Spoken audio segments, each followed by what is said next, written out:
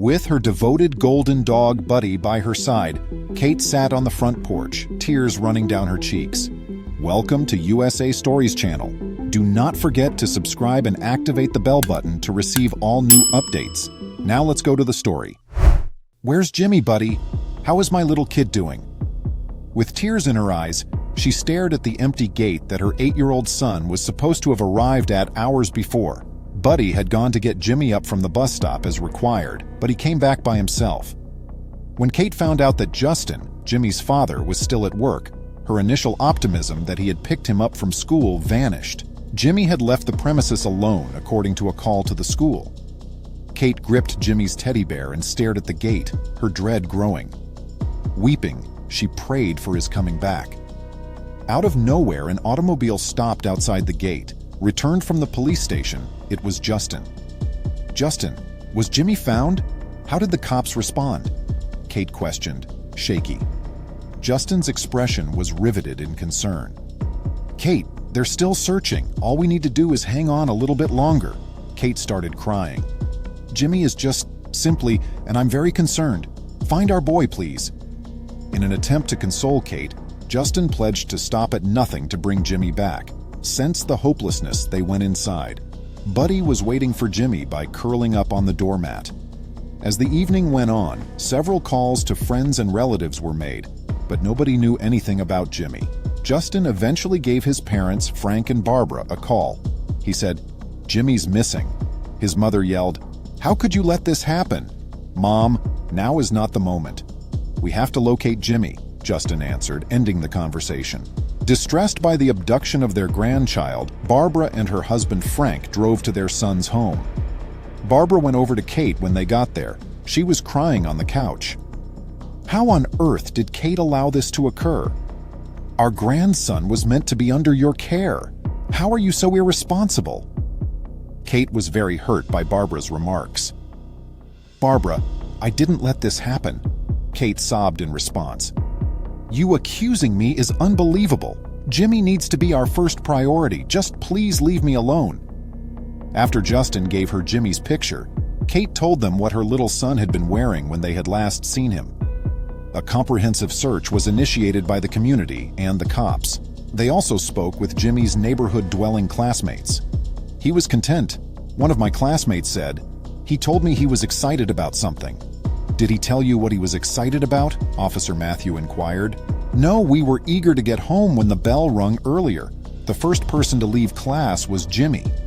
The police continued to knock on doors until they found Jimmy, but none of his pals had any new information that would lead them to Jimmy. Finally, when they reached the last house, one of Jimmy's buddies cautiously said, "He told me he was happy about meeting Kahneman, his imaginary friend." Jesus, Kahneman officer is not real. Kate exclaimed, "It's a made-up character that Justin and I created.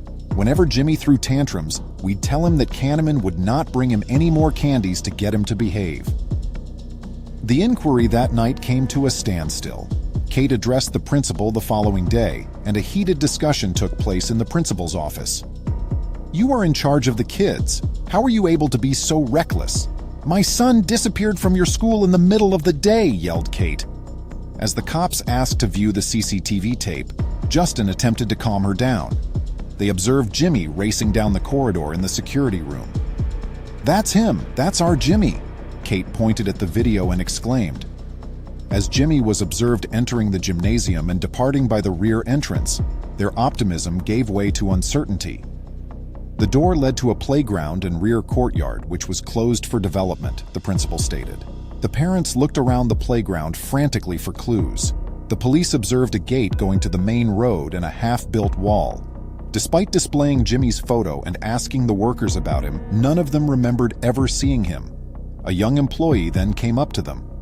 "I believe I saw this boy enter this gate and proceed. I returned to collect my phone when we were eating lunch in the cafeteria," he stated.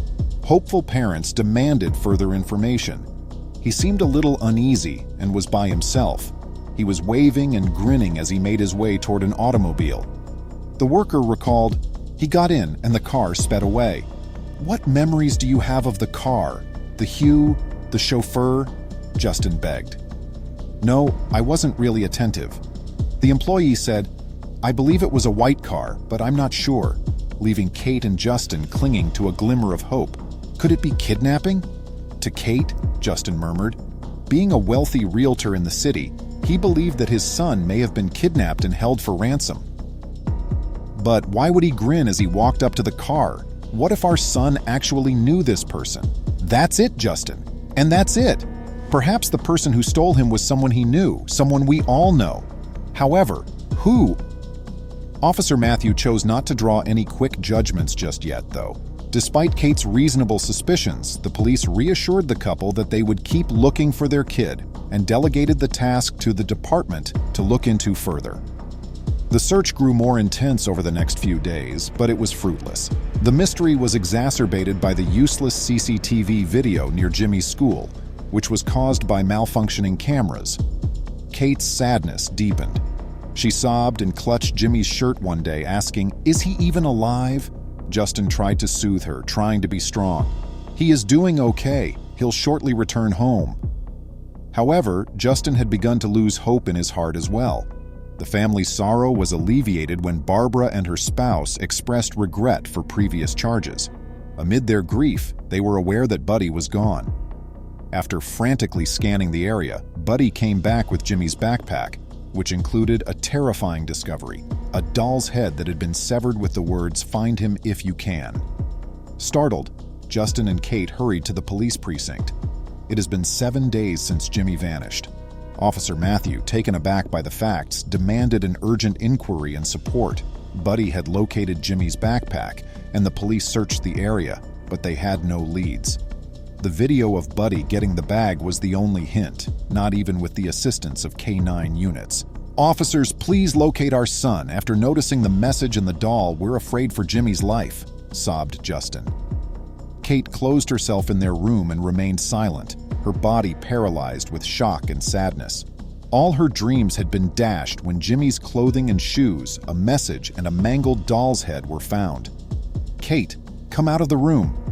When Justin knocked on Kate's door, her reaction broke my heart. "Go away from me. You and those policemen can't even find my kid, and I want him back." Later on, Kate had an epiphany. With Justin trailing behind, she rushed out of the home and halted close to the collapsed structure where Buddy had discovered Jimmy's bag. This location is one I recall. "Do you recall that horrible accident from last year, Justin?" she inquired. "Yes, I do recall. Jimmy was among the children playing here," Justin said, perplexed by the link. "Consider, how did Jimmy's bag get here in this same location at the same time that he was hurt the previous year?" There seemed to be a connection between their son's absence and the accident, as Kate said. "It feels like someone was trying to tell us something." This is Grace. It makes sense why Jimmy was able to identify the driver. Remember that she got hurt when the wall collapsed? But I left Jimmy when she sought for aid because I was so desperate to save her. Feeling guilty, she cried out, "I left her to die." What if it's a kind of retaliation? Do you recall how, when she left our neighborhood, she glanced at me? Now scared, Justin consented to phone the police. Grace, the previous neighbor, had lately relocated to another building on the same block, the cops quickly discovered. They discovered she had moved out a week prior when they got to her new house. "We must find out where her phone is. We could have a lead," Officer Matthew hurriedly said. At last, there was a lead. The last place Grace's phone was in use was on the town's edge near the woods. "We're on our way there at the moment." In the depth of despair, Matthew said, "We need more backup," giving rise to a ray of optimism. As Kate and Justin sped behind the cruisers toward the dense woods, tension was in the air. Their hearts raced as they edged nearer, fearing much darker things than they could have ever imagined. Officer Matthew asked the pair to wait while he searched, but Kate's desperate search for her kid drove her over the line. Kate disregarded the police's cautions and proceeded into the dense woods while Justin and the officers were busy looking for updates. "Hi, Jimmy. Tom. Where are you, Jimmy, my love? It's Mama. Are you out there, Jimmy?" Abruptly, she was struck in the head and became unconscious. Kate awoke in a dark hut, tied, and saw Grace in front of her. "Oh, Kate, you've woken up at last," Grace said in a shivering voice. "Oh, by the way, I finished him," Grace chuckled ominously. "Please, just say no. Where is Jimmy?" Kate started crying. Grace wrapped her arms around Kate, laughing aloud. "Cry for me again, just as I wept that day when you abandoned me under that wall.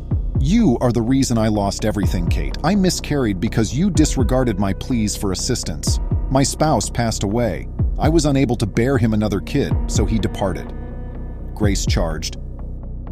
"You destroyed my life while you enjoyed yours. Grace, I apologize for your passing. Look, I had no idea that you were expecting. Once more, I apologize." Kate pleaded, "Please go from my boy. Slow down. I will not murder your son. I will take him away and raise him to be my own." "And now," Grace said, pointing a rifle at Kate, "it's time for you to die." Grace was ready to press the trigger when the cabin door exploded and the police barged in. "Drop the weapon!" Officer Matthew gave the order. Jimmy was found alive but detained in another room by the cops. The cops acted quickly to free Kate and Jimmy, finally bringing the family back together. Justin said, "Thank you, Officer Matthew," with sincere appreciation. The officer noted, "It was your wife's quick thinking, sharing her location with you before heading into the woods." Buddy welcomed Jimmy with great enthusiasm when he got home. Jimmy's safe homecoming was welcomed by the family with a mixture of joy and sorrow.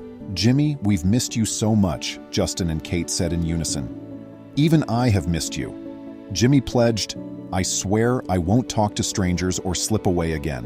After everything, Justin and Kate reaffirmed their resolve to follow their gut feelings and stick together no matter what obstacles life threw at them. Please remember to subscribe to our channel, give us a thumbs up, and turn on the notification bell so you won't miss any of our videos. If you enjoyed the tale, the next video that plays on your screen will probably move you too.